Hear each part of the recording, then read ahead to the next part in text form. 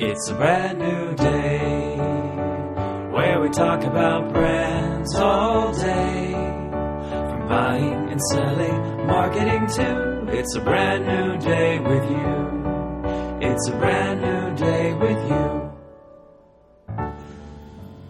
Welcome back to a brand new day. We are here with Chris, Caitlin, Paige, Ariel, Mia, and I am Jim. And today, Ariel has put together, she always hates it when I say Ariel. Ariel has put together a wonderful show for us with some awesome news topics and a really fun theme we're going to talk about in the middle. So, first things first to start off, the topic number one Ariel has us talking about today is Donald Trump's schlong. All right, let's wah, wah, wah. I like that word choice. Yeah, it's a horrible word Don't ever choice. say schlong. What should we call it? I guess it's penis. That's the technical term, right? Let's talk about Donald Trump's penis, everyone. So, Ariel, what's the story? What's going on? Well, if I'm not mistaken, in a debate, he literally made a penis joke. Yeah. In a actual televised Republican debate. What did he say exactly? That he didn't have to worry about it? Like there was no... Said something about his hands, right? Yeah. I thought Ted Cruz brought up if your hands are that small, then something else has got to be small. And then, or with Rubio. Yeah, and it was with small hands. And then he was just like, well, I don't have a problem with that or something. Right. There's been a lot of criticism that he has small hands, and so people made the hand penis joke, which it turns out there's zero correlation, as science would say. So I thought it was your feet, yeah. Because it's feet. I don't know that that's true either. I really want to have a forehead, if you have I think schlong must be his. Oh my God.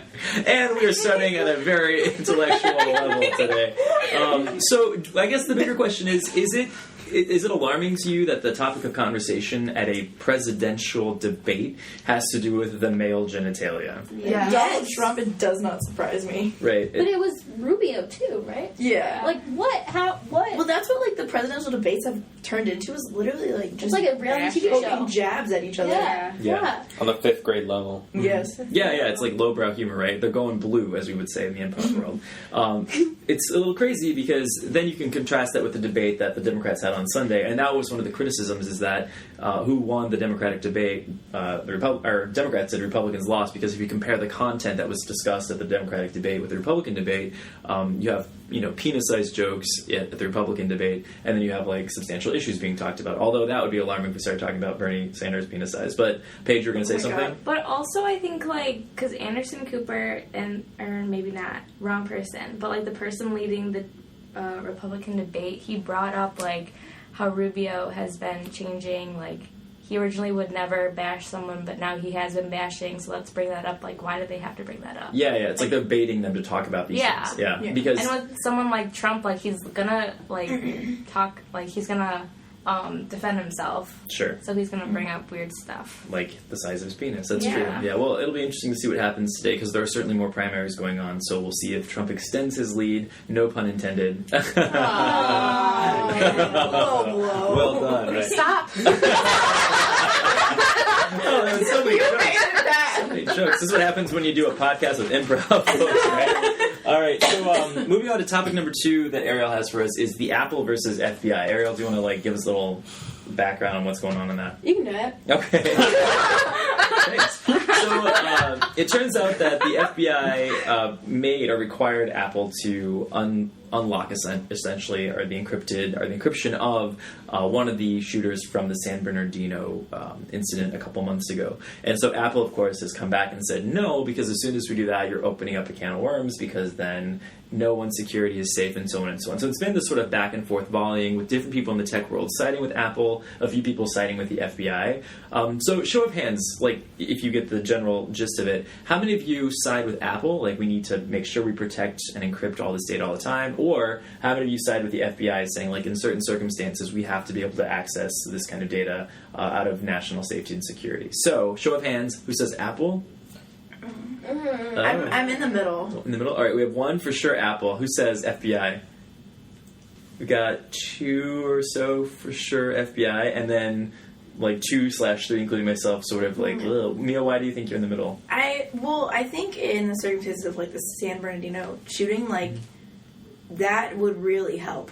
In those circumstances where the people are really just threatened, they just like Apple providing that would help, but I think it could be such a slippery slope to like getting to full on like 1984 status, like government way too involved with our own like security, which makes me really nervous thinking if we gave them access to that, what else are we going to give them access to? For sure. Right, because once you make an exception for one, it just case, they where is keep it gonna pushing. stop? Yeah, they exactly. keep digging. So, but at the same time, like you said, it would help quite a bit. So, yeah, where do we draw the line in terms of like national security and what is like open to the public? And that's been since like the Patriot Act, right? Like the idea of where do you draw the line of, you know, personal freedom, but also at the same time privacy versus societal safety, right? And that's an interesting thing. It'll be curious to know. I'm not quite sure. I know Hillary Clinton was saying something about this the past, I think maybe at the debate this past weekend, is that there's got to be some area in between the two, right? Like there's got to be, and maybe we're all naive because we're not the tech experts in the room, but it doesn't seem like you have to then open up like this entire back door, which is what the tech world is afraid of. Can you just open that phone? Like, is there a way to do just that? And again, being naive when it comes to these things, we don't know. But I agree. I think that's my concern too, is where do you draw the line? Who has access to this? It's very NSA, if you will, so it's kind of scary. So, all right, well, I guess we'll see what happens with that. The third topic in the news is the Snapchat face swap. Who wants to tell us about that? Caitlin. Well, all it is a new Snapchat filter where you have two people in the same picture, and it scans and recognizes that there are two faces in the picture, and it tries to swap accurately the two recognized features, but it morphs them and distorts them terribly. So, yay or nay? How many people like it? I like it because it's horrifying. You like because it's horrifying. When you have glasses, it's very like weird because it takes the outline of the glasses, but it's still there. It's very freaky. That's strange. That's amazing technology. Yeah, it's pretty impressive. And the thing is, it's great from a marketing point of view because people are like uploading it like crazy, right? And everyone wants to know like how they're switching faces, and they're taking the pictures from Snapchat and posting them to other social media, right? Like Facebook and Instagram as well. So I think that was kind of a genius move because for whatever reason we're kind of obsessed with switching our faces on other people. I have no idea why. It's so much fun. I did it with, like, now it's so easy. I did it with my album cover. I did it with my Pope doll. It's so Your fun. Pope Frankie. Yeah, Oh, Pope Frankie doll. you have a Pope Frankie doll that you switched your face with the doll? You don't? Yeah. No. I used to. Do you have the picture of it? Yeah, I do. Oh, good. We're going to have a look at that. So, what other kind of filters would you like to see on Snapchat? Is there anything else? Because they do like movie tie-ins and other things, right? I feel like Batman's coming out. They should do like a Batman themed face. Actually, the whole filter thing is actually really cool. How much they've like expanded that. Yeah. I think it's actually increased usership. I'd be interested to look at the numbers. I bet it's actually increased usership quite a bit of Snapchat. Yeah. Panoramics would be cool. That would be a good idea. Oh, look, there's your Pope. Wow. Ariel is the Pope. Well, if you can only see this at home, folks. I'm scared. Pope Ariel the Third. That's nice. So I guess we'll see. It's kind of interesting to see that Snapchat is increasing in relevance, whereas sites like Twitter, I feel like nobody uses anymore, or like very rarely. They're kind of facing a problem. So it's kind of cool filters like that keep them alive. It just keeps revamping. Yeah, keep reinventing themselves. Topic number 4. Sadly, First Lady Nancy Reagan passed away this week. And so, Ariel, you want to talk about how First Ladies of your current generation have influenced you in positive ways. So, thoughts on First Ladies? Important and good. They're important and good, yeah. I think that they're married to the president who already has, obviously the biggest political job in the United States as far as leadership, but they are the ones who advocate for, other important things that the president, is for, but they don't have time to accomplish, I guess. And not necessarily even as less important things because they're not, but they're doing their share, and they're helping so many people all the time. I wonder when that started, right? Like, because, ever since memory, I know Barbara Bush did things with reading, Hillary Clinton had her health initiatives, and so on and so on. And so I wonder, like, at what president was it like, hey, Gladys, like, you can't just hang out at the White House, like, you gotta do some work, right? Like, I wonder when that was the case. Like, when did First Ladies start taking on these really broad social initiatives? Because, at least as far as we know, that's always been how it's been, right? I think Michelle Obama, really changed the game. Because I was talking to Leslie yesterday, and she said Michelle Obama is the first or second First Lady with an actual advanced degree of her own. Really? Yes. So I think she was the first. She graduated from Harvard. Well, Hillary, too, right? So, because Hillary was an attorney. Yeah. Right? Yes. So, that's really cool because it's no longer just like a trophy wife. It's someone who's actually out there doing something. What's that saying? Like, behind every handling a great man is a better woman. Right, But yeah. he talks about their moms. Whatever. I think like Michelle Obama has also like advocated for like not depending on your man. Like she's very big on sending that message That's to young good. girls. Like you know, you can be just as successful while married. Like it's not all about the man holding all the power. So she's a big advocate on that, which I think is great for this generation. She's the true Leslie Knope of our time. The true Leslie Knope of our time. Yes. Well, and as Beyonce said, who run the world? Girls. That's right. Happy Happy International International Women's Women's Day. Day. Congratulations. My favorite. So, and now we are perhaps having the first female president in the next year or so, which is interesting. How do you think that will change things? Do you think, I mean, in this case it would be Hillary, but you can put anybody in there if you want. Do you think having a female president that the first husband will take on also great social initiatives? Do you think that that's now the custom? I didn't even think about that. Bill Clinton's going to be doing things again. Chris's mind is Imagine blown. that. You're like, oh no, what kind of things? Right. I hope it sets a. Oh, you want to? Okay. Sex. I just like hope it sets a new standard that like I hope that like if Hillary ends up as president, like it kind of sets up a standard that like the female can have a political role, and it's not like when she steps into presidency, if she does, like people are going to automatically assume that Like Bill's behind it. Bill's or like That's interesting. yeah. I really hope that it sets up a new standard and people don't do what they're doing now and use a lot of like female type of jabs at Hillary about her being a female. Oh, it's time for a female president. Yeah, I Whether hope it's things Hillary would- or not. Yeah. I hope things wouldn't change too differently because she's a woman. I mean, she's still the president, so it shouldn't change either way. Yeah, exactly. What difference should gender make, right? What's interesting in the United States is that we are one of the last developed countries to actually have an elected female leader in terms of being in charge of the country. I think it was Iceland who had the first president. I could be wrong on that, our first prime minister.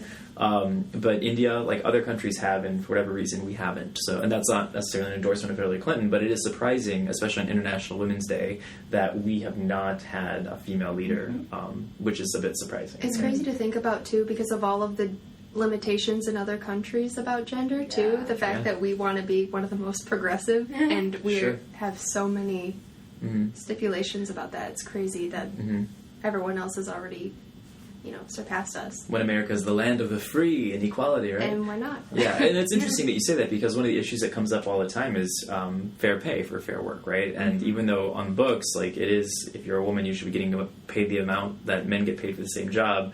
In practice, it doesn't happen, and yet nothing happens about that, which is surprising. So it would also be interesting to see what sort of concerns, and maybe there are none, maybe there are no gender shifts, but if a woman is president, what sort of topics are we going to be talking about, right? What sort of approaches, what sort of new ideas will come to the table as a result, which we've never experienced. So that could be interesting to see as well. Again, maybe there aren't drastic changes, but perhaps there are things or different ways of approaching solving problems that we haven't looked at before because we've only had men in charge, right?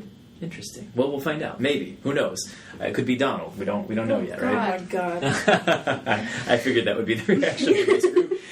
The last topic in the news for today is Maria Sharapova and her doping.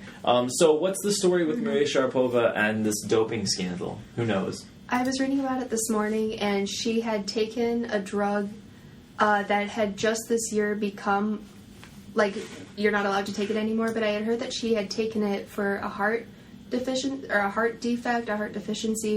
and it wasn't, she was allowed to take it up until this year, and then she had said that she didn't read the regulations, that they had changed it this year, so she continued to be a user, and then she failed her drug test, I think, in the Australia Open. A user? You make it sound so No, judgy. I didn't mean, no, I don't mean to. I mean, like, she kidding. continued using. I mean, she Right.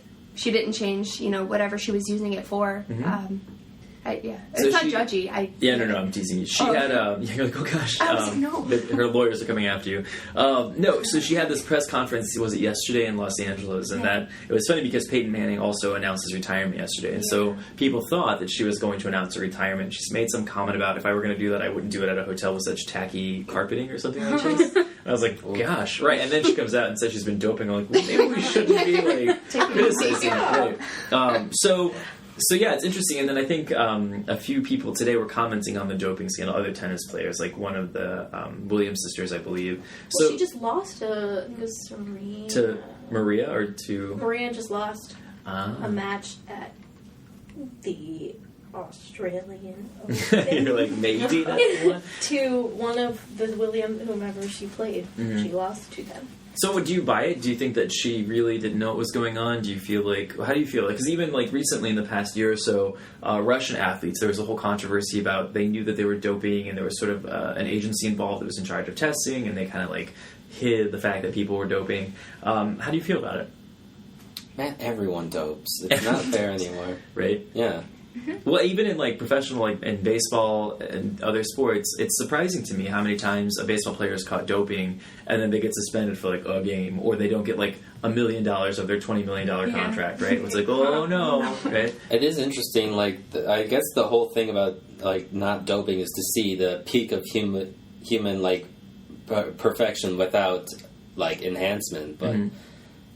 How exciting is that, I guess? That's true. What humans are limited. We can't watch that. I wonder how much the whatever she was taking like actually affected her performance, though. Yeah, that's also if it wasn't banned until recently, how much did it really affect everything? Or also, was she taking it because it affected stuff, but it wasn't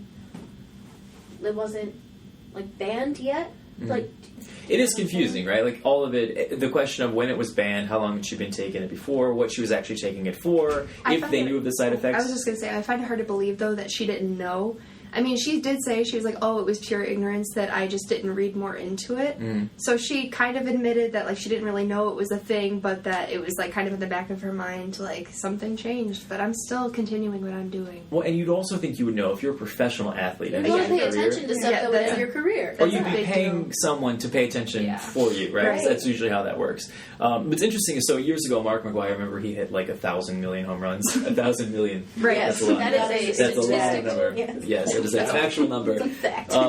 But then it came out that he had been doping for years, and then rather than have to hide his head in shame, he became, I think, like the batting coach for the Cardinals or something. Like, I'm like, oh, cool. So like now you're still getting paid a ton of money, and no one is judging you. Like, we just kind of accept that that's okay. So do you think that part of it is that the consequences, having seen it happen so many times, are so like minor? You can still be successful, you can still stay in your career, that people just don't care? Like, they're willing to take that risk?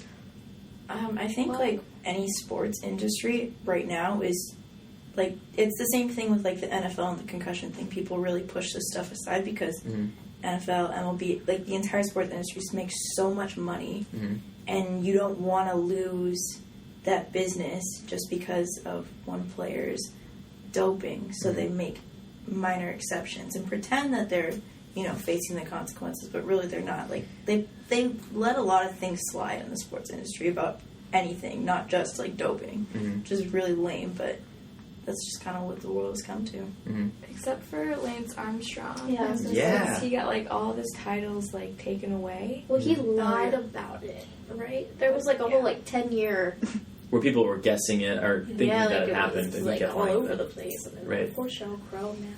Well, and he pissed off the French, right, with the Tour de France, and that is something you just do not mess with, right? That'd be like messing with a wine ingredient or something. So it's interesting, but there is a sort of lack of shame, and it makes you wonder if people actually got punished, like a la Lance Armstrong, to that degree, if then the athletes would be a little more cautious about engaging this kind of behavior. Which is a nice transition into our topic of the day, which is about social media and shaming, because it turns out that, I guess it was this past weekend, Kim Kardashian posted yet another nude photo of herself online. And so Bette Midler made some comment about it, saying that if Kim was trying to show us a part of her body we've not seen before, she's going to have to swallow a camera, which, well done, Bette.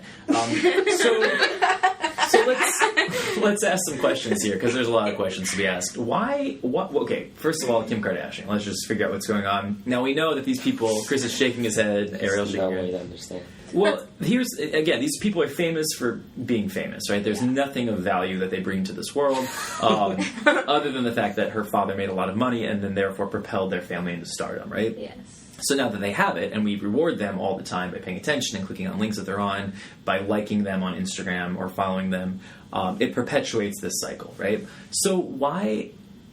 It's almost the question that answers itself, but why do this? Like, why would she need to do that? She has enough notoriety. Is it just to keep herself in the news? Is it to keep her fans satiated? What are your thoughts on this? I'm not one for slut shaming, but I don't like Kim Kardashian, and I find her very narcissistic. Like, it's not just the nude, it's the picture of her where she cropped out her daughter.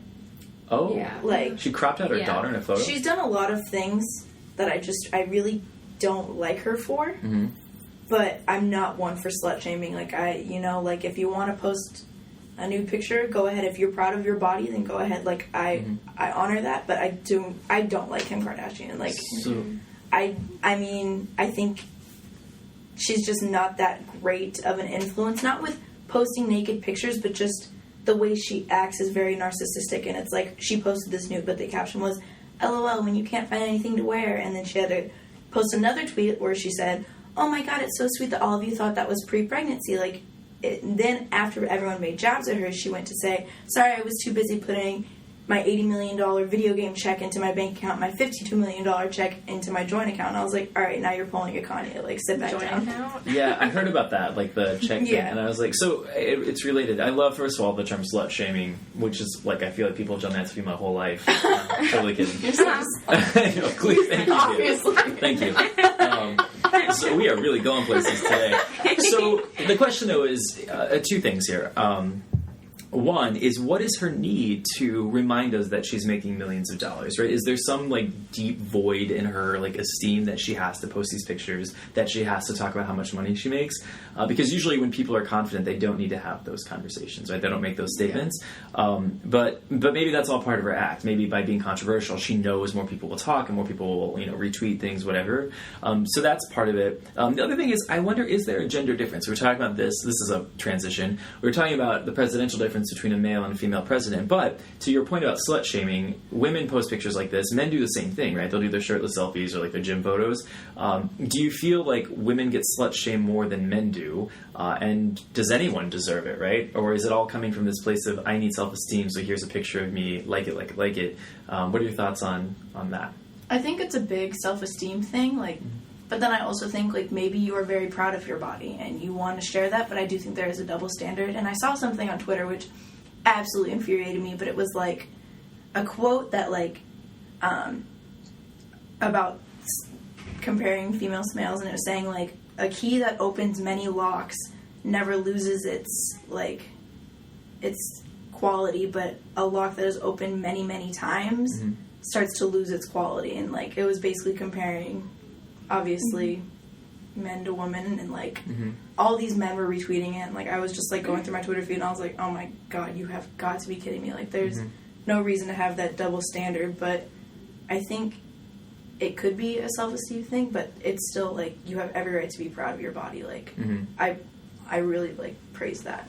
So it's interesting. I have a personal story here where one time I had fitness gains like crazy, right, bro? And so, Gains, bro. Gains with a Z. And so I posted like a picture. I was at like 6% body fat, like something crazy. And so I posted a picture, and like some people were like, "Oh, like looking great, like good job, blah." But then this like sort of slut shaming came in, which I was like, wait, what? Where somebody was like, Jim, I know you have like good self-esteem and don't have to post like a shirtless selfie. And I was like, whoa. That's an insecurity thing. So yeah, and the thing That's is, a jealousy it thing. was an older female who posted it. So I was like, well, but the thing is, it would be one thing if I did it all the time, which I don't. And the other thing is that anytime somebody posts a picture where they have lost weight, right, in our society, that is considered a good thing. And I would agree, like, fantastic, that's healthy. But I do think there might be a double standard going the other direction. Now, do I think you can be excessive in posting, like, pictures for self-esteem reasons? For sure. But I also feel like we should reward people who have positive goals to be fit or be healthy, as long as it's not, like, the one thing they have going for them. Yeah, I saw a post a long time ago. A friend of mine,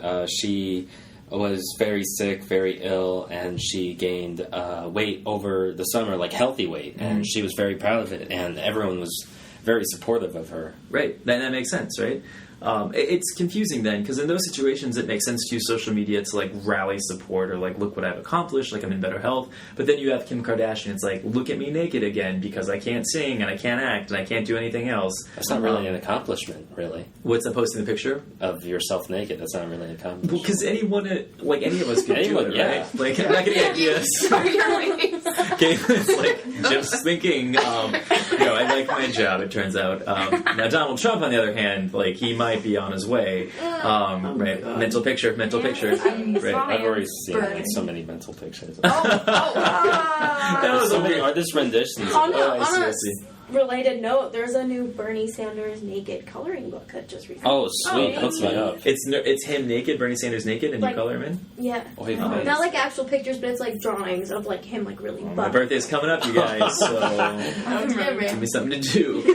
Right? So it is, I mean, big picture, the social media thing, and then you have the reaction of Bette Midler, right? So Bette made the joke at Kim's expense, and then, of course, Kim came back with, I'm depositing millions of dollars in my bank account. I think, if anything, it highlights how insecure everyone is at that level. It doesn't matter. Having spent time in Los Angeles with people who were famous, they are afraid that anything that they have is going to leave at any second, right? Particularly ones that aren't particularly talented, because they know that they're kind of standing on a house of sand, right? So yeah, I don't know. What do you think? What do you think the solution is? I mean, Kim Kardashian is one of the most followed people. In fact, if you look at the top 10 Instagrams, I think it's Kim, one of the two of the Jenners, it's a Kardashian. Basically, it's a Kardashian site, right? A Kardashian app.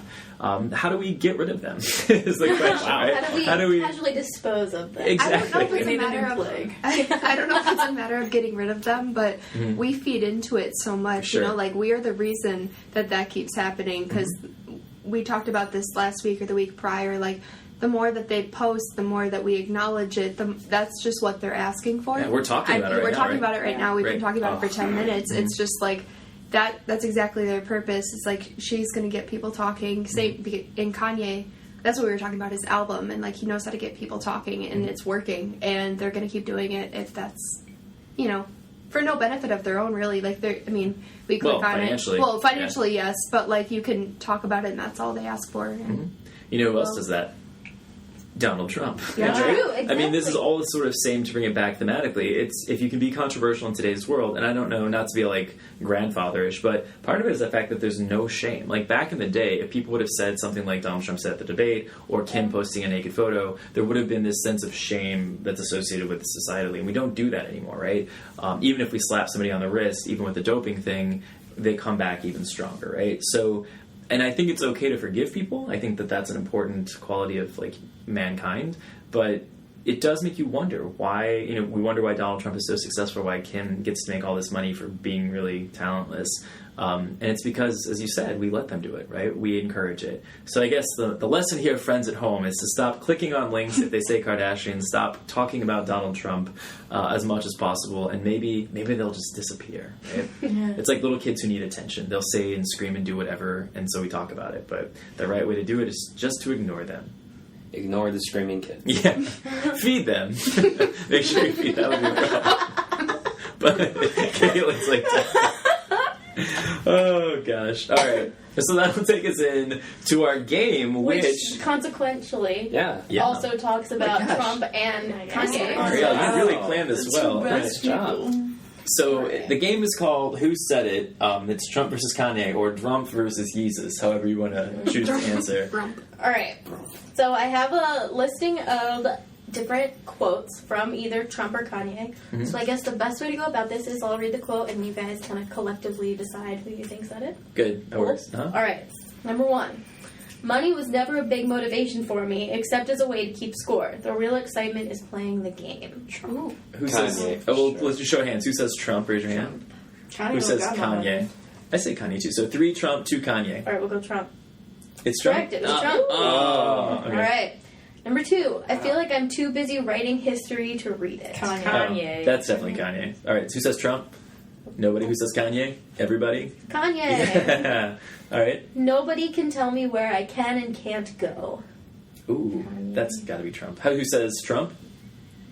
2. Who says Kanye? 3. All right. It's Kanye. Oh, Hey. Good at All right. this is hard. This is harder than I thought it'd be. Anyone who thinks my story is anywhere near over is sadly mistaken. Oh, that's gonna be Trump. Yeah. Who says Trump? All right, everybody. All right. Yes. Hey, all right. All right. Know your worth. People always act like they're doing more for you than you're doing for them. Ooh. I'm gonna say Trump. Who says Trump? Just me? Okay. Who says Kanye? Oh, what did I click? Okay, hold on. Nope, stop that. We'll get there eventually, friends. Kanye! Oh, Hey. all right. All right. Without passion, you don't have energy. Without energy, you have nothing. Kanye. Oh, Who says Trump? Who says Trump? Sound like- All right, 2 on Trump, 3 on Kanye. Trump. I am Wow. crappy in this game. You have to think anyway, so why not think big? Oh, I like that kind of That weirdly. sounds like Kanye. It sounds like a motivational poster in 4th grade. Who says Trump? Who says Kanye? Trump is smart enough. All right, 4. It was Trump. Oh, yeah. Well, good job, Chris. Wow. All right. I don't feel good I about suck at This this. is my I know personal Trump. favorite. I want this tattooed on my. You want this one tattooed? I am not a fan of books. I am not a fan of books. Kanye. Donald Trump. Kanye. Trump. Wrote a book. Trump wrote. That's true. Doesn't Doesn't mean mean he anything. likes All right, who Did he says actually Trump? write Who's not a it? fan of books? 3 say Trump, 2 say Kanye. It is. Kanye. Oh, never go with me I on wouldn't have this. been surprised. I don't know. Sometimes by losing the battle, you find a new way to win the war. That's Alexander Hamilton. I'm gonna say Trump again. Who says Trump? 2. Who says Kanye? 3. Trump. Yes. Congratulations, Jim. Thank you. The first one I got right. Would you believe? No. Yes. Would you believe in what you believe in? Hold on, I'm gonna. Try it again. Would you believe in what you believe in if you were the only one who believed it? It's gonna be Kanye. How Yep. Who says, who With says some rap Trump? lyrics. Nobody who says Kanye? Kanye. Kanye. Kanye. Yeah, that's clear. We got 6 out of 10 right. Yay! Yay! Good job, everybody. All right, 60%. Yeah. And as a reflection, it's very sad when you really don't know if it's Donald Trump or Kanye who is saying what they're saying. So, on that note, thank you, Ariel, for planning a wonderful show today. Of course. We covered everything from penis size to doping to social slut shaming. That's the term. We've covered it, folks. It's been an adventurous afternoon. It's been a very adventurous afternoon, and we'll see you again next week for more Brand New Day. Woo! Great Way more enthusiastic than that one time. Yeah.